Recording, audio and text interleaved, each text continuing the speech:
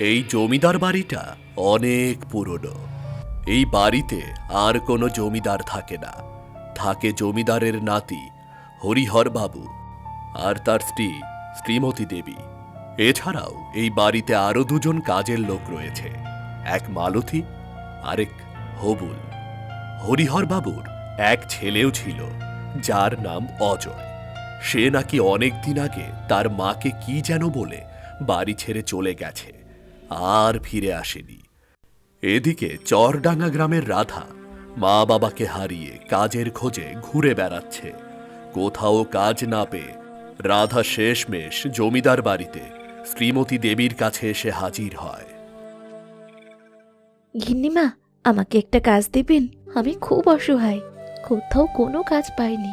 তা কাজ তো দেব, কিন্তু এমনিতেই আমার বাড়িতে দুটো কাজের লোক, তাছাড়া বাড়িতে তেমন কোনো কাজও নেই। দয়া করুন গিন্নিমা, আপনার বাড়িতে কোনো কাজ না পেলে আমাকে যে না খেয়ে মরতে হবে। আহারে, তোকে দেখে অনেক মায়া হচ্ছে। তা তোর নামটা কি? আমার নাম রাধা। কি, রাধা? হ্যাঁ, রাধা। কিন্তু আপনি আমার নাম শুনে এত অবাক কেন হলেন? কই না তো। ঠিক আছে, তুই আজ থেকে এই বাড়িতেই থাকবি। গিনিমা, আমরা থাকতে আপনার আবার কাজের লোক লাগবে কেন? আমরা দুজনই তো সব কাজই করি। কেন লাগবে তোদেরকে বলতে হবে? আজ থেকে রাধা এই বাড়িতেই থাকবে। প্রয়োজন হয় ও আমার দেখাশোনা করবে। হ্যাঁ হ্যাঁ, আপনি যা বলবেন আমি তাই করব। কিন্তু গিন্নিমা, বাবু কোনো কথা বলছে না কেন? তোদের বাবু অনেকদিন আগেই প্যারালাইসিসে তার কথা বলার শক্তি হারিয়ে ফেলেছে। তাহলে তো আপনাদের দেখাশোনা করার জন্যে একজন লোকের খুব দরকার। চিন্তা করবেন না, আমি আপনাদের খুব খেয়াল রাখবো। ঠিক আছে, তুমি এবার ভেতরে যাও। এই হবুল, তুই গিয়ে রাধা থাকার জায়গাটা দেখিয়ে দে, যা। এসো, আমার পিছু পিছু এসো।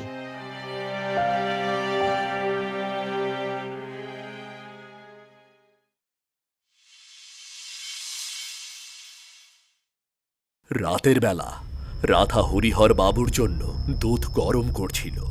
হঠাৎ তার পেছনে একটা মেয়ের ছায়া ভেসে ওঠে। রাধাকে ধরতেই যাবে, এমন সময় রাধা কি যেন ভেবে ঘুরে দাঁড়াতেই ছায়াটা অদৃশ্য হয়ে যায়। হে কি, মনে হলো কেউ যেন আমার পেছনে এসে দাঁড়ালো। না, নতুন বাড়িতে নিশ্চয়ই এটা মনের ভয়। যাই, দুটো গরম করে বাবুর জন্য নিয়ে যাই।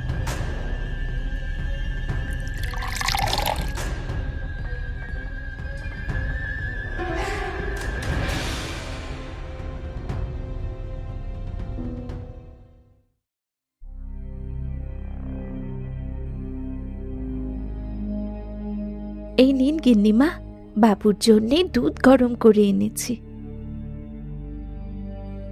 যা, এবার গিয়ে শুয়ে পড়। আর কাল সকাল হলে দোতলার বন্ধ ঘরটা পরিষ্কার করিস। কতদিন হলো ঘরটাতে কেউ যায় না। ঠিক আছে, সকাল হলেই আমি ঘরটা পরিষ্কার করে রাখবো। আর হ্যাঁ, খবরদার কোনো জিনিস যেন না ভেঙে যায়। ঠিক আছে গিন্নিমা, আমি সবকিছু ঠিক রেখেই পরিষ্কার করব।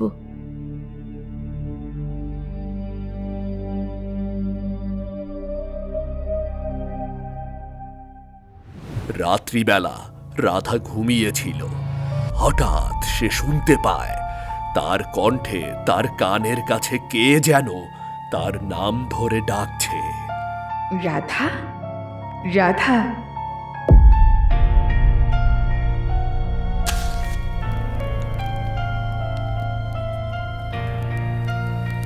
এ কি, জানলা তো বন্ধ, তাহলে ডাকলো কে?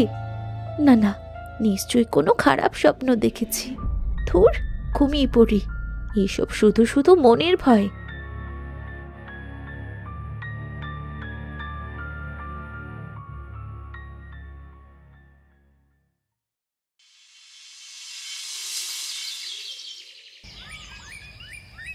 সকাল হলে রাধা দোতলার ঘরটাতে গিয়ে দাঁড়ায়।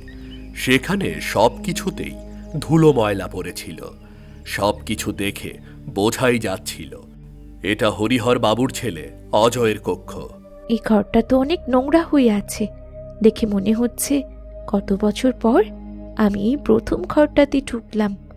যাই হোক, এবার ঘরটা পরিষ্কার করে নিই। এরপর রাধা এক এক করে সবকিছু পরিষ্কার করতে থাকে। এক সময় গিয়ে রাধা সেখানে থাকা বড় আয়নাটা পরিষ্কার করছিল। হঠাৎ সে লক্ষ্য করে তার পেছনে এক ভয়ঙ্কর চেহারার মেয়ে মানুষ দাঁড়িয়ে আছে। এটা দেখে রাধা ভয়ে চিৎকার করে ওঠে। ভূত, ভূত, ভূত! হে কি, কোথায় গেল ভূত? না না, এখানে অনেক ভয় লাগছে। কি হয়েছে রে রাধা? এইভাবে দৌড়ে এলি কেন? গিন্নিমা, ওপর তলায়, ওপর তলায়। হ্যাঁ, ওপরতলায় কি হয়েছে? না না, আমি তো এই বাড়িতে নতুন, এসব বললে আমাকে পাগল ভাবতে পারে। গিন্নিমা, উপরতলার ঘরটাতে অনেক তেলাপোকা। ও, এই কথা। আরে ওখানে তো তেলাপোকা থাকবেই, কারণ ওই ঘরটাতে অনেক দিন হলো কেউ যায় না। আর তুই ভয় পাস না রে, তেলাপোকা তো নিরীহ প্রাণী, সে কোনো ক্ষতি করবে না। ঠিক আছে, আর ভয় পাবো না। হয়েছে, এবার যা, গিয়ে পুকুর থেকে কাপড় চোপড়গুলো ধুয়ে নিয়ে আয়, যা। হ্যাঁ, আমি এক্ষুনি যাচ্ছি।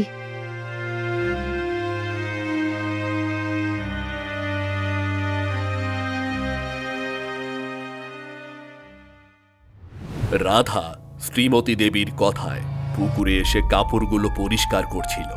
হঠাৎ সে জলের মধ্যে ভালো করে লক্ষ্য করে দেখতে পায় তার ছায়ার পরিবর্তে অন্য ছায়া তার দিকে ভয়ঙ্কর দৃষ্টিতে তাকিয়ে হাসছে। ওরে বাবা রে, এখানেও ভূত! এরপর থেকে রাধার সাথে প্রায় সব সময় কিছু অস্বাভাবিক ঘটনা ঘটতে থাকে। ধীরে ধীরে রাধার মনে ভয় বাসা বাঁধতে শুরু করে। সেদিন রাতে রাধা যখন ঘুমিয়েছিল, হঠাৎ সেখানে এক ছায়ামূর্তি ভেসে ওঠে, রাধার মাথায় হাত বোলাতে থাকে। কিছুক্ষণ পর হঠাৎ রাধার ঘুম ভেঙে যায়। তার সামনে এমন ছায়ামূর্তি দেখে সে বাঁচাও, চিৎকার করে ওঠে। বাঁচাও! ভূত, ভূত! বাঁচাও, বাঁচাও! ভূত, ভূত! কি হলো কি? এভাবে চিৎকার করছো কেন? ভূত, ভূত এসেছিল! সাদা শাড়ি পরে ভূত এসেছিল! এসব কি বলছো? এখানে ভূত আসবে কোথা থেকে? আমরা এত বছর হলো আছি, কখনো ভূত দেখলাম না, আর তুমি দুদিন হলো এসেই বলছো ভূত দেখেছো? আমাকে বিশ্বাস করো, আমি সত্যিই ভূত দেখেছি। সাদা শাড়ি পরে আমায় ধরতে এসেছিল। যত সব ন্যাকামো। এই মালতী, আজ থেকে তুই এর সাথেই থাকবি। হ্যাঁ, তুমি আমার সাথেই থাকো, তাহলে আমি আর ভয় পাবো না। ঠিক আছে, আমি তোমার সাথেই থাকছি। এই, তুমি যাও।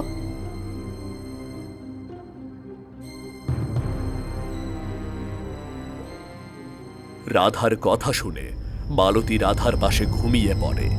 কিছুক্ষণ পর হঠাৎ সেই অশরীরী ছায়া এসে মালতীর গলা চেপে ধরে। মালতীর কথা বন্ধ হয়ে যায়, সে শুধু হাত পা নাড়াতে থাকে। এমন সময় রাধার ঘুম ভেঙে যায়। রাধা লণ্ঠন জ্বালাতেই ছায়ামূর্তি অদৃশ্য হয়ে যায়। অল্পের জন্য বেঁচে গেছি। এ বাড়িতে সত্যি ভূত আছে। না না, আমি আর এ বাড়িতে থাকবো না। আমি কালই এ বাড়ি ছেড়ে চলে যাব। দেখেছো, আমার কথা তো প্রথমে বিশ্বাসই করোনি, এবার বিশ্বাস হলো তো? হ্যাঁ হ্যাঁ, বিশ্বাস হয়েছে। আমি কালই এই বাড়ি ছেড়ে চলে যাব। তুমি চলে গেলে আমি কি করব? আমার তো যাওয়ার আর কোনো জায়গা নেই। তুমি কি করবে তুমিই ভালো জানো। ওই ভূত তো তোমাকে মেরে ফেলতে চাইনি, কিন্তু অল্পের জন্য আমি বেঁচে গেছি। আমি আর মরতে চাই না। সকাল হলেই আমি চলে যাব। ঠিক আছে, তাহলে এবার আলোটা নিভিয়ে দিই। এই, না না, আলো নেভালে ওই ভূত আবার চলে আসবে। আজ এই রাতটুকু আর ঘুমোবো না, আলো জ্বালানো থাক। ঠিক আছে।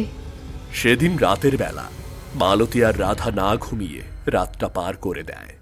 সকাল হলে মালতী শ্রীমতী দেবীকে সব খুলে বলে। গিন্নিমা, আমি আর এ বাড়িতে থাকবো না। কেন রে, কি হয়েছে তোর? রাতের বেলা রাধার চিৎকার শুনে ওর ঘরে গিয়েছিলাম। এরপরও ভয় পাই বলে ওর কাছেই ঘুমিয়েছিলাম। হঠাৎ এক পেতনি এসে আমাকে প্রায় মেরেই ফেলছিল। আমি আর এ বাড়িতে থাকবো না। যত সব আজগুবি কথা। ঠিক আছে, তোর থাকতে মন না চাইলে চলে যা। তা রাধা, তুইও কি চলে যাবি?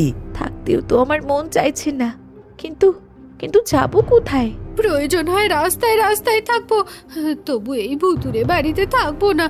আমি চললাম। গিন্নিমা, সত্যি করে বলুন, এই বাড়িতে কিসের সমস্যা? আমি আসার পর থেকে অনেক কিছুই দেখতে পাচ্ছি। আর মালতী আমার পাশে ঘুমিয়েছিল বলি ওর ওপর ভূত এমন করলো কেন? শুনবি তাহলে? শোন, তুই যাকে ভূত ভাবছিস সে কোনো ভূত নয় রে, সে এই বাড়িরই কাজের মেয়ে রাধা। এসব আপনি কি বলছেন? আমি তো রাধা। তাহলে তাহলে আমি আবার ভূত হলাম কি করে? তুই নোস, ও ছিল 10 বছর আগের রাধা, যাকে আমার ছেলে ভালোবেসেছিল বলে তোদের এই বাবু মেয়েটাকে জলে ডুবিয়ে মেরেছিল।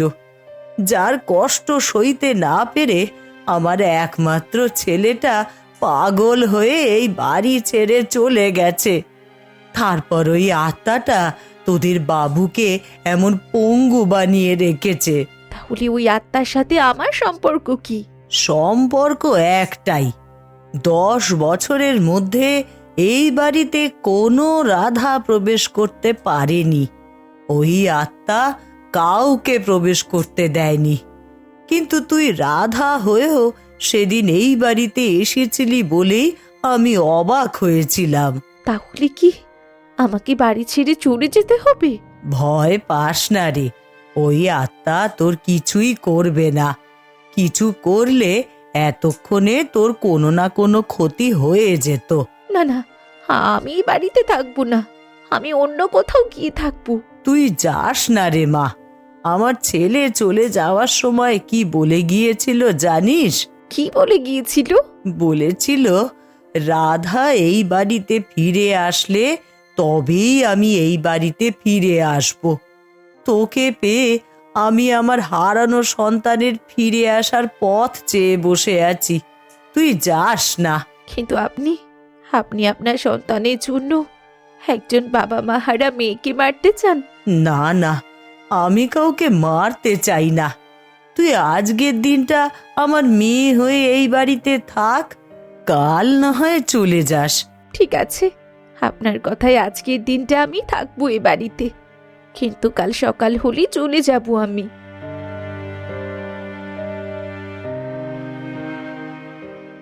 গিন্নিমা, মালতীকে তো দেখতে পাচ্ছি না, রান্না বান্না কি করবে? আমি আসছি, আমি রান্না বান্না করব। না না, তোকে রান্না করতে যেতে হবে না। তোকে না বলেছি আজকের দিনটা তুই আমার মেয়ে হয়ে থাকবি? হ্যাঁ, মেয়ে হয়তো আজ আপনাদের রান্না করে খাওয়াবো। চলো হবুলদা, আমি রান্না করব।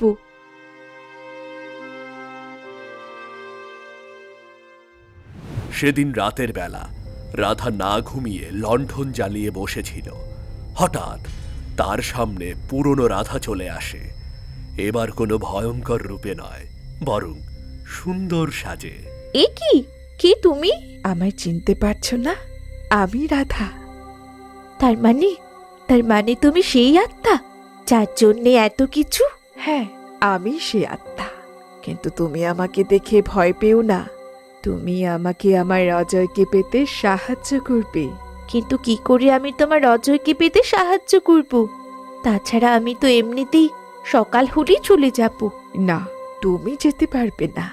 আমি তোমাকে নিজের ইচ্ছে এই বাড়িতে প্রবেশ করতে দিয়েছি, আর আমি না চাইলে তুমি কখনোই যেতে পারবে না। আমি তো তোমার কোনো ক্ষতি করিনি, তাহলে তুমি আমাকে জোর করে কেন রাখতে চাইছো? দয়া করে যেতে দাও আমায়। যেতে দেব? ঠিক আছে, এসো, একবার আমার কাছে এসো, তারপর না হয় চলে যেও।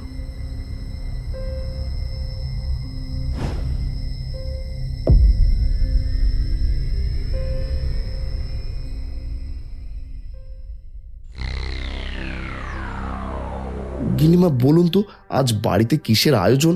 আমাকে না বলে এত কিছুর আয়োজন করছেন। কেন রে, কি দেখে এমন বলছিস? বলবো না, রাধিকাকে অনেক কিছু রান্না করতে দেখলাম, ওকে জিজ্ঞেস করলাম, ও বলল আজ খুশির দিন, তাই অনেক রকম ভালো মন্দ রান্না করছে। খুশির দিন? ওর তো এতক্ষণে এই বাড়ি ছেড়ে চলে যাওয়ার কথা। ও এই বাড়ি ছেড়ে না গিয়ে ভালো মন্দ রান্না করছে কেন? এই হবুল, যা তো রাধাকে এক্ষুনি এখানে ডেকে নিয়ে আয়, যা। হ্যাঁ, আমি এখনই যাচ্ছি।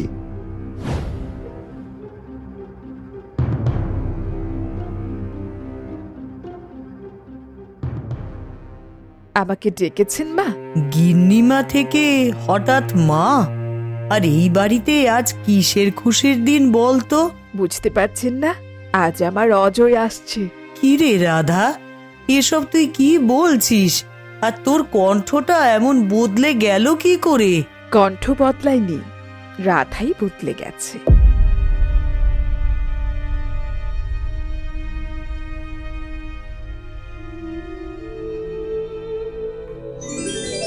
তার মানে এই সেই পুরনো রাধা?